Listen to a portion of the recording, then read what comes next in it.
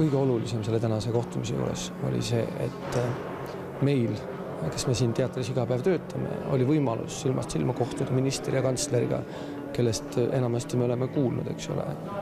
Ja ministril ja kantsleril oli võimalus silmast silma kohtuda inimestega, kes selles majas igapäevaselt reaalselt töötavad. Millised on aga järgmised sammud ja kas saabus ka töörahu? Töörahu mõttes ma ei ole sattunud sellesse olukorda, kus ei oleks töörahu olnud.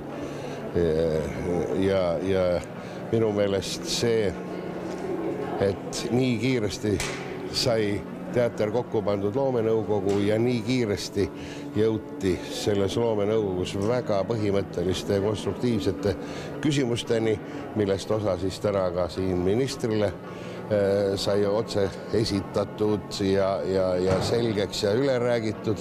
Nii et mina vaatan küll optimismiga tulevikku. Positiivsuse pall nii-öelda pandi pöörlema, keerlema. No, ma ütleksin, et sellele pallile anti hoogu juurde. Ta juba keerles.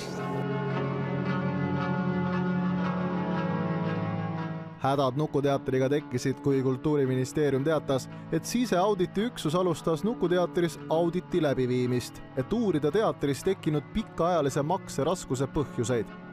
Möödunud nädalal esitas Nukuteatri kauaaegne juht Meelis Pai usalduskriisi tõttu lahkumisavalduse. Päev varem kutsus kultuuriminister Rein Lang teatri nõukogus tagasi esimehe Jaan Puusaagi. Ei saa öelda, et pinged oleksid lõpuni maandatud, sest et endiselt on kõik lahtine. Eks endiselt ei ole teada, kes on uus juht, endiselt ei ole teada, milline see suund on, kuhu me hakkame edasi liikuma.